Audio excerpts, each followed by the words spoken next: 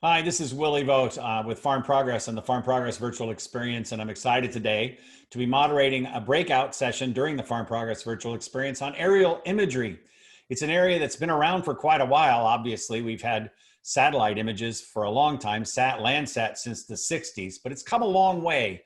And the different levels of aerial imagery that are available to farmers today might actually be a little confusing. So we wanted to sort through that. With me today is Nathan Filady, the former CEO of SatShots, who's now with Ag Integrated. With me also is Ethan Knoll, who works as a crop consultant, working with a lot of farmers with the Ag Partners Co-op out of Hiawatha, Kansas. But we're going to start off with Nathan Filady. Nathan, why don't you kick us off and let's have a conversation about aerial imagery. Sounds good, Willie, and thanks for having me. Yeah, when you look into the kind of the history and as we've talked before and others, kind of well, you want to say 40,000 foot view, but actually some of the satellites are 400 mile up there, so you get quite a large expanse. There's a lot of historic issues and things that have plagued kind of imagery with ag in relation, and that goes from satellites, aerial, drones, all together. But there's been a lot of great things from it, a lot of opportunities, a lot of useful data.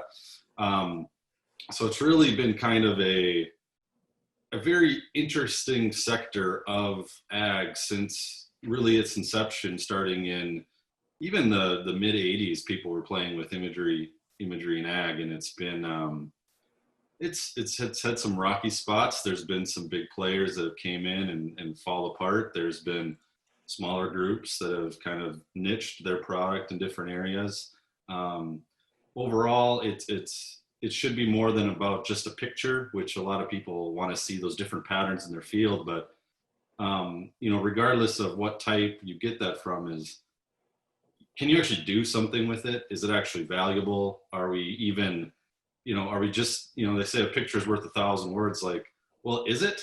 Or are all these different systems and players just saying, here's a pretty picture, I don't care what you do with it? A grower doesn't want to hear that. An agronomist doesn't want to hear that. So that's been what's plagued kind of the industry and how we can kind of bring that along. So yeah, it's been kind of a unique whirlwind with imagery and ag, to say the least.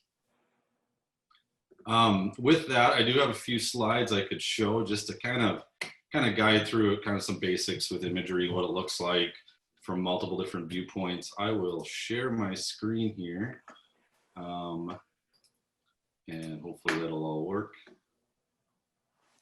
So, as I was saying, there's imagery in ag has been around for a long time. First commercial satellites available in the early 90s. One was called Spot, which is owned by Airbus now, actually. Aerial imagery has been back into the 40s, taking black and white orthomosaics of the countryside for tracking kind of just rural development even, and what ag is doing.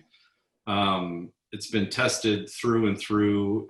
It started becoming usable in different ways once monitors and variable rate technology was coming into play into the mid 90s, and of course now it's becoming even more mainstream. A lot of common algorithms you hear about, you hear NDVI or Red Edge or NIR, and one thing to note is when people are talking about imagery and they say, well, I want some of that NDVI stuff, it's like, that's actually just an algorithm, and there's hundreds of other algorithms to that. So it's more than just, here is NDVI, here is, oh, I just want a picture from something. And where they come from, satellites, aerial, UAV, they have different applications for how this works. At the end of the day, we're just looking at the reflectiveness of light from a plant. And just like a shirt, the darker the shirt, the more light is absorbed, and it's hotter. Just like a white shirt reflects more. It's similar principles. Of course, there's other sensors that see things, kind of behind the scene, and looking at, the visible spectrum, what we see, and the near infrared is what we're really looking at when we're seeing, near infrared is a channel of imagery from a sensor, whether it's from whatever source that be, satellite, aerial, or drone. And as these different wavelengths are shown, we see different things from different patterns. And then you can get into analytics of what that means. But that gets very complicated too, with different crop types, different varieties, where in the world it is, how that interacts with elevation, the weather. I mean, there's a plethora of things, and most people will see, just take an image during the day. Well, as you can see behind me, there's different image views of different areas of the world, different cropping patterns and all that. Well, you would say, oh, if there's a cloud in the sky, that's a big issue. Well, the thing is, it's not just clouds, it's the timing of when you take imagery. I go outside and I take a picture, I don't care what the sun angle is and the shadows. Well, for imagery, you need to take it between 10 o'clock and 2 p.m., depending on, so the sun is directly down, so you're not getting shadow side effects, and that's getting in the way. You don't want shadows in your imagery, so that gets in the way. There's all these other kind of intuitive back-end things that I'd say most growers don't know or don't think about when imagery is being taken, and they want the data they want, but there's all these nuances, and it's what's plagued imagery in ag for years. And that's just the data itself. There's multiple other things you got to look at. There's four main resolutions. When you look at data, there's traditionally kind of the this radiometric resolution, which is more technical and most don't need to worry about, but there's temporal resolution. How often is the data being taken? Spectral resolution, how often is that stuff going on? And just looking up another one, because and then the spatial resolution, the pixel size of the size of an object. Are we talking centimeter we're looking at? Are we talking 10 meter or 30 meter, 250 meter wide pixel? Just as much as you would see that on a camera phone. You maybe can't see everything you want to, but maybe it's broad enough where you can see what you need to. Here's an example of some satellite passing. This is Sentinel-2, which is very common these days. This scene is super wide. It could cover half a state, and that's great. The resolution's 10 meters. I can see basically what I need to see. This is Landsat on the side. When you look at broad cropping and broad patterns, you can see, you don't need top end resolution. Everyone says, well, I want to see what I saw in Google Earth or Google Maps or whatever. Or I want to see what I see at my FSA maps. Well, as just a visual spectrum, that is nice because you can see different representations. When you're looking in a field, 160 acres, and you want to do a variable rate application on something you're boom with at 60 feet or 120 feet, I don't need necessarily centimeter accuracy because I can't apply it at that. And that's a huge problem and that's where some of the drone and aerial has trying to go in and say, we can solve that. And that's true, and satellite can do it too. And they're all kind of fighting, and people say, well, one's better than the other. This one's better than that. The answer is they're all a system. They all work together for varying purposes and varying needs within ag. Scouting, you can see general areas of a field with lower resolution data, say, well, there's something going on here. I don't know what. Maybe you need to fly a plane, though, if you're looking at broader acreages. Oh, there's some algorithm here. I can see a specific issue with compaction. That's pretty easy to see on higher resolution. Then with a drone, you might say, I want to dig in more. I want to see the actual leaf. I want to do stand counts with that. Well, you need a drone to do that. So they all have their place. There's not one or the other that is better. And they all have their different pros and cons. This is a backdrop of satellite scenes being taken, and sometimes they're expensive, and companies can't provide it everywhere that's wanted to because of, you have to say, well, I want it here, I want it there, and you get into some of the logistic issues. Aerial, same problem. Drone, same problem. Is whether someone provides it in an area, is like, can they actually get the data? With the drones, like, I can fly 1,000 acres in a day. Well, can you do that consistently every single day of the year? The answer is no. Can you fly 100,000 acres with a plane every single day? No. Some days you can, some days you can do more. Satellite, I can shoot everywhere on the earth anytime I want, but sometimes there's clouds for 2 weeks, or there's a fire like out west in Canada. There's been a month where you can't even use data because of some environmental issue. and that can plague everything. So there's all these kind of nuances, and then like I said, there's clouds. Oh yeah, there was image for this field. Well, there's a cloud in the way. There's a shadow in the way. And then you get into other interesting things with imagery, and sometimes it's beyond what most would think. Like, so we have crop insurance in the United States. You're paid to not plant by a certain date. Canada, they don't have the same rules. This is on the border, same time, just as wet, same conditions. More red means more planted, blue less planted. So you get these regional different needs by what that operation needs too, how it's used for different purposes. And so some examples to kind of dive into is, from high resolution. This is more satellite. You get into drone area, it gets even more defined. But like I was saying, if you're applying something, variable rate is, okay, is this good enough for fertile or VR fungicide application map or seed variety? Probably. Is this good enough? Yeah, clearly. Is this awesome and even better? Probably.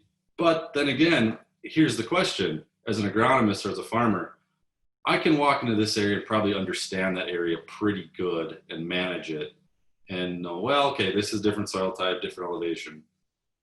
When I get into all these little dots, I don't know why they're little dots. I don't know why there's little differences because it's so defined. There's opportunity for it, like I said, in scouting and plant stand counts, and some algorithms are coming out where to say there's defined pests and disease here. At the end of the day, can I actually do something about it? And that's where kind of getting into the practical application of all this stuff gets into, and something where I'm sure Ethan can dive into it more. There's a lot that can be done with this, but like I said, the pretty picture at the end of the day only gets you so far. I could stare at images like this all day long and not produce any value because I can't. So, when we're going through anything with imagery, a big thing too is understanding kind of the reality of how I can use it, and also look at where things are going too. There's going to be more data than you can ever even imagine. There already is now, but even more. Different startups and groups putting up hundreds of satellites. By this time next year, you'll basically be able to see, if some groups get it together, an image of your field potentially of high resolution like you'd see on Google Earth 12 times a day by a satellite. So what do aerial providers do? Terry Avion just filed bankruptcy. They had a great product and people had success with it. But that doesn't mean the business model works. How do other systems work? Drones came in huge 5 years ago and took over the space. Everyone was talking about them, but people weren't getting the data. And it was becoming expensive, and there wasn't enough people to fly. And then you had regulations getting on top. We have to look at where imagery is going if you actually want to use it and use them as a system, and how that all plays together. And it's not just a picture. It's an entirely different sector. Just like you look at the varieties and seed in different areas of the world, different growing degree day needs for corn and beans. Imagery is the same. You got to look at what works for you in your world, your system, and find the people around you that can help you with that. And that's going to take a lot of digging in a lot of different parts of the industry, and there's plenty of people into the space. And that's maybe where you can dive into it more with a professional that's near your local level. I'm not that type of person. I work on broad spectrum issues in imagery for the farm management systems, the climates, the John Deeres, the Bears, the Helenas, CHSs of the world, to say, how do you bring all this stuff together in a technical way so that the agronomist, the grower, at the end of the day can actually use the data? And those things are complicated and expensive, and they're not for everybody. But what I've always seen is the education of making sure people understand that these things exist, these broad problems exist, and imagery is just another tool. It's good to know so that you can really look at it on a world scape of where it's going in ag. And but like I said, I'm a larger sense, and that's where I could pass it off someone like Ethan, who dives down into it on the field level for what works for him in his area. And you need those people. Those people need to exist to make any sense of this data, no matter what tool or algorithm. This isn't becoming automated. Imagery is not going to tell you what to do. You need a human on the ground, or a human interacting with a computer on the ground, or something like that. So that's my overview on imagery as a whole, and hope people have good questions and thoughts going forward on this. And I'll pass it on to you, Willie and Ethan, and go from there. Well, thank you very much, Nathan. I'm going to turn it over to Ethan Knoll now with Ag Partners Co-op. Ethan, take it away, and let's talk about this on the ground part of the aerial imagery business and some of the work you've been doing in Kansas. All right. Thanks, Willie. Thanks, Nathan. I think Nathan did a really good job of showing the overview of all that's out there. And like you said, it's up to me to really highlight how we bring it to the farmer and make uses of it. And so Nathan talked a lot about finding a use for the data. When the satellite imagery, when I first saw it, I'm like, great, that's a pretty picture. What do I do with it? We have a lot of terraces where I am, and there isn't a lot of in-season management that you can do. And so where do we go with this? And as I see it, there's things you can do in season. There's things you can do for future seasons. And with this imagery and remote sensing, it gives you a way to analyze what is happening in the current season with the practices that you're using now without having to look at the yield map. The yield map is ultimately going to tell you, did something work? Was it profitable? Did it help you yield? But we have to wait till harvest to get that. Having in-season imagery gives us the ability to analyze what we're doing now as it's happening to give us the what, where, why, and how. So within Ag Partners, what I'm using is, because we are a cooperative, we are working with Winfield United, and we're using their R7 satellite imagery. We're using their field forecasting tools. We're utilizing Climate Field View to collect the data and to do some analysis. We're using EFC Field Analytics to do some grid sampling, to bring some of the data together, to do some of the prescription writing. And then we're using Tyrannus for our scouting tool. And we call that collectively Access by Ag Partners.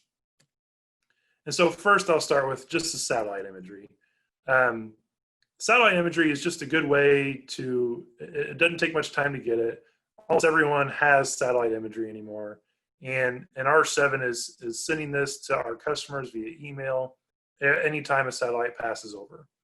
And what you're really using it for is to look for anomalies. If it's just telling you what you already thought was happening, there's not much you can do with that. You already knew what was happening. But if there's an anomaly out there, maybe you had a problem with a fertilizer spreader or with an anhydrous bar. All right, I can see it shows up red on the map. I can go out there and do something about it. In this case, I took one of my dad's fields.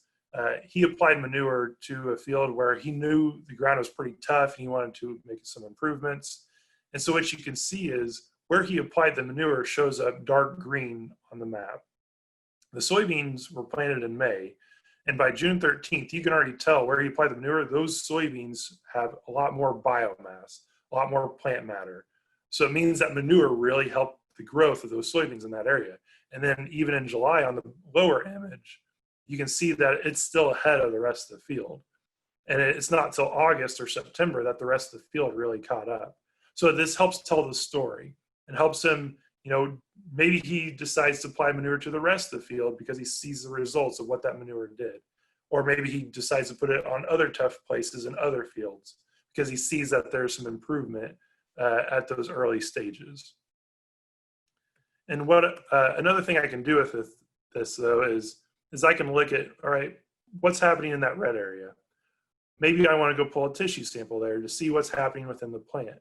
And so I can place a pin on that area and have an intern or an agronomist go out there and pull a tissue sample in that area.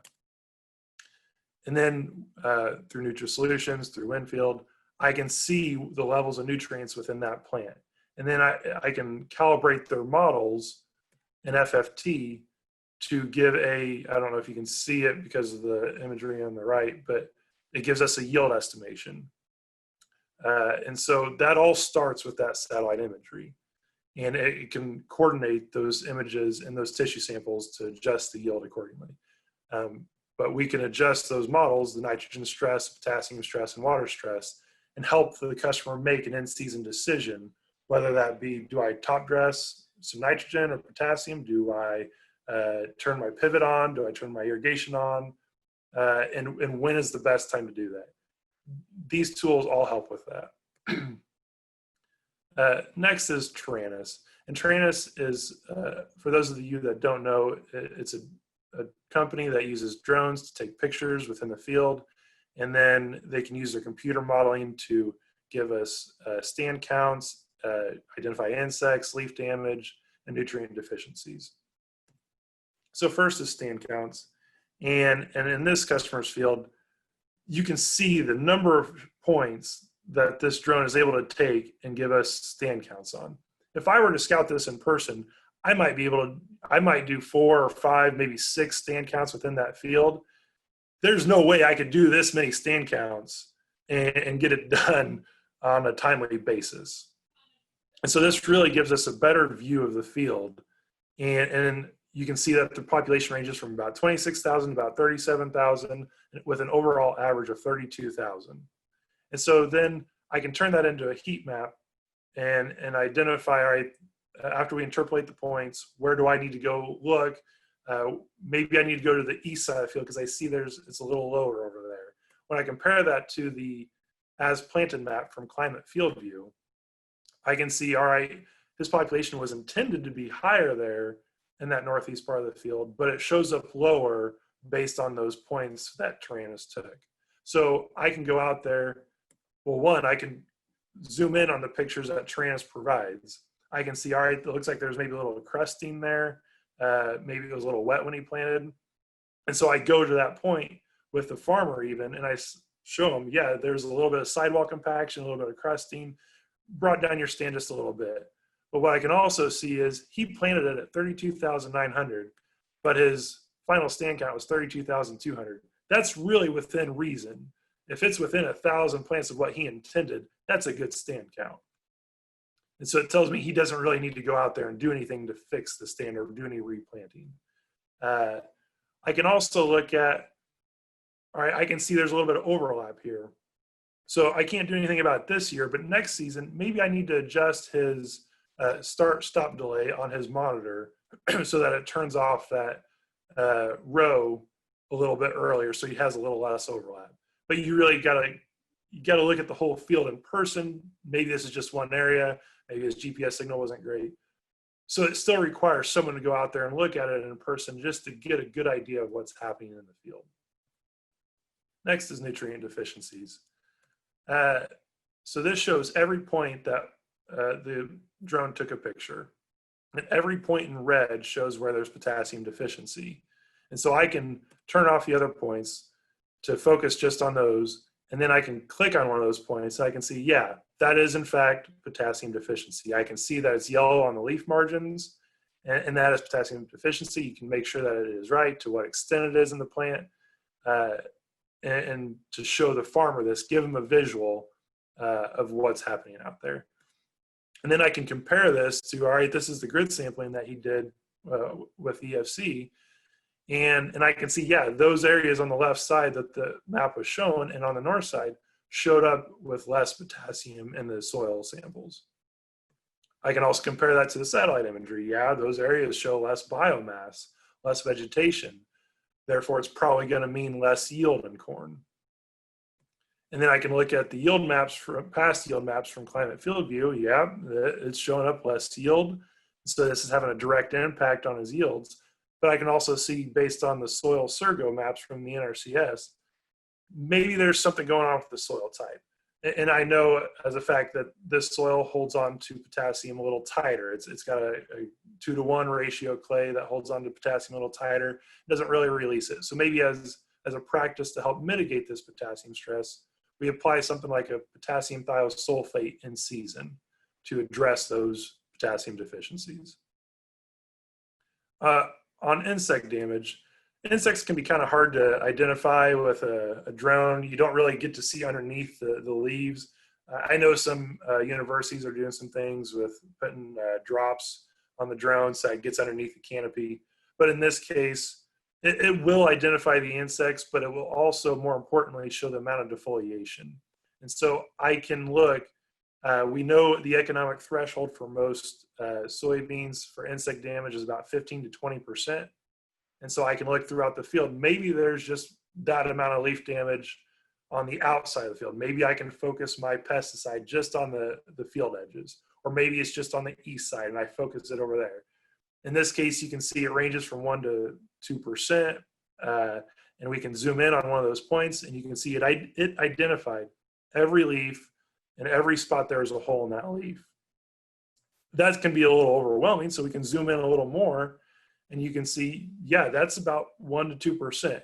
Probably not necessary to go out there and do anything as far as an insecticide, but something to keep an eye on.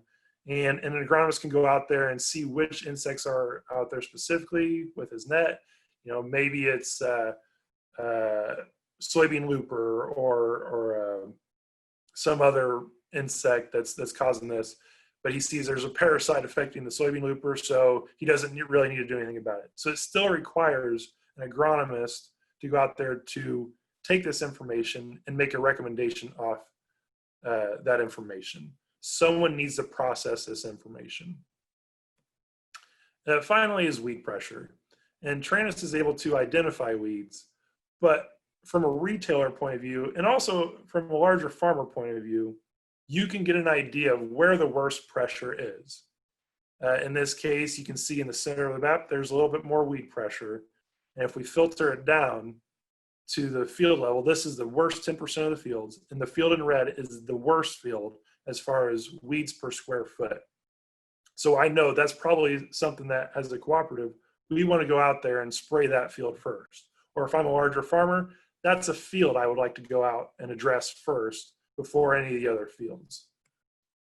And so we zoom in on one of the pictures and you can see, all right, there's water hemp out there, there's mare's tail, there's some henbit. We can identify the weeds to make the correct recommendation as far as herbicides, and you can see how tall it is. You can see that the corn is at the V2, V3 stage. So it's probably pretty important that we get to this before it gets too tall and before the weeds do too much damage. So as far as benefits to the producer, it really gives them a better visual of what's happening in the field. We have a picture for every point out there. They can click on that and look specifically at that area. That's hard to do when you're just out there scouting in person. You can take pictures, but then you've got this massive crop scouting report that you hand them that it gets pretty bulky and time consuming to look at it. It also just gives them more points of data. I'm not going out there and making a point 50 times out in the field. I might go out there and make several. So this gives them more points of data. It also gives them the ability to prioritize based on that severity. You can prioritize parts of the field or do certain fields first, because you can see that this field based on other fields has more weeds per square foot or more insect damage per square foot than any other field. And then this also gives them a history to look back on. They can go back at the end of the year when they're analyzing their yields and say, all right, well, I see that this field, it just didn't yield quite what I thought it was in this area. Well, I go back and I see, all right, yeah, there was some cresting or some compaction going on or some nutrient deficiencies that happened, and I can see it happen at this point. They can make judgments for the future use on those histories. And they're like, all right, it wasn't the variety. I'm sure seed dealers are happy to say, yeah, that wasn't our variety that did it there. It was the crusting or compaction that happened. As far as a retailer, an agronomist can be more deliberate with their time in the field. They don't have to look at every square inch of that field. If they can look at it through this first, then they can go out and look specifically at certain areas. And I found that it gives me more time in front of the customer where I can take the customer out to those specific areas of the field and show them in person, this is what's going on. Rather than me scouting 3,000 acres coming back to that field with the customer to show them, I can do it after the fact. It also, as I see it, it sets it up as sort of like the healthcare system. You have a nurse that goes out there, he takes the temperature, gets some of the basics, and then the doctor takes that information and gives you an analysis. That's kind of how I see this. Before, we were using interns to do some of our scouting, and interns, they can do a good job, but they're learning. And when they're learning, they can miss some things, and they just don't know what certain things to look for.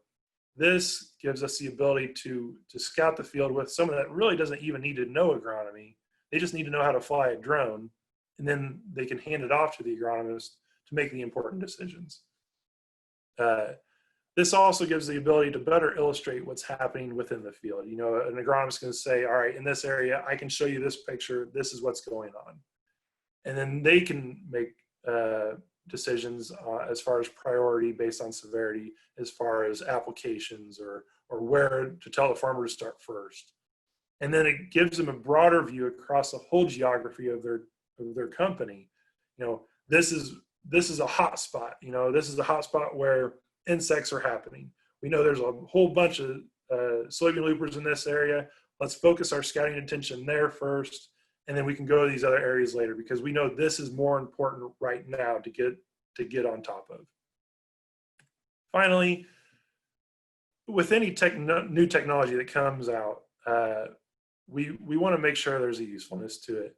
And so it has to fit in this program. And this is something I stole from our elementary school teachers. It's something they taught us early on in Hiawatha. You want to be able to identify the problem, develop a plan, execute the plan, and analyze the results. If you can't use a technology to do any of those things, then there probably isn't much use for it. And it can be a drain on your capital.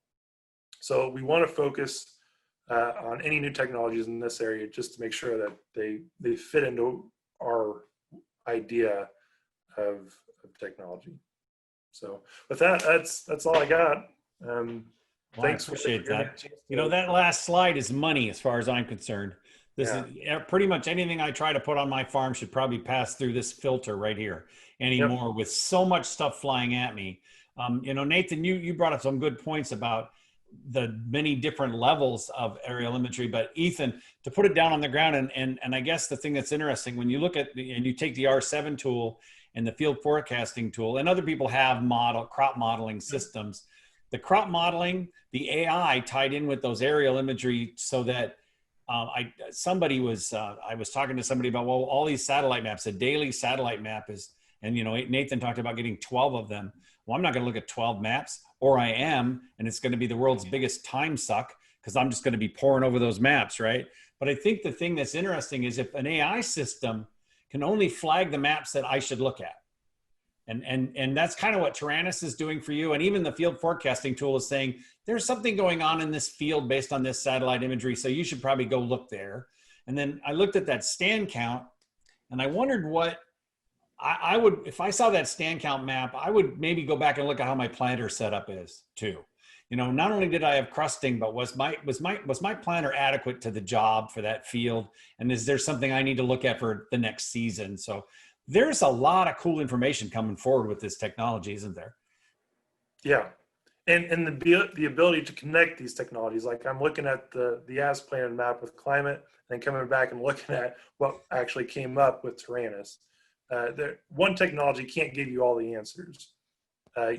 Really having multiple technologies in that tool bucket gives the farmer the ability to utilize them to his biggest advantage, to do everything he needs to do. Well, this is great. Well, gentlemen, thank you very much for joining me today on our breakout look at aerial imagery and where we are with it. It's actually pretty exciting. I'm Willie Vogt with the Farm Progress Virtual Experience. I want to thank Nathan Filady and Ethan Knoll for joining me today to have this conversation. Now that this is live, you can't comment anymore, but I hope you enjoyed this presentation, and you can come back and review it again, or send your friends to look at it as well, because there's some really valuable stuff to look at here. Again, I'm Willie Vogt with the Farm Progress Virtual Experience. Thanks for joining me today. Thanks, Willie. Thanks.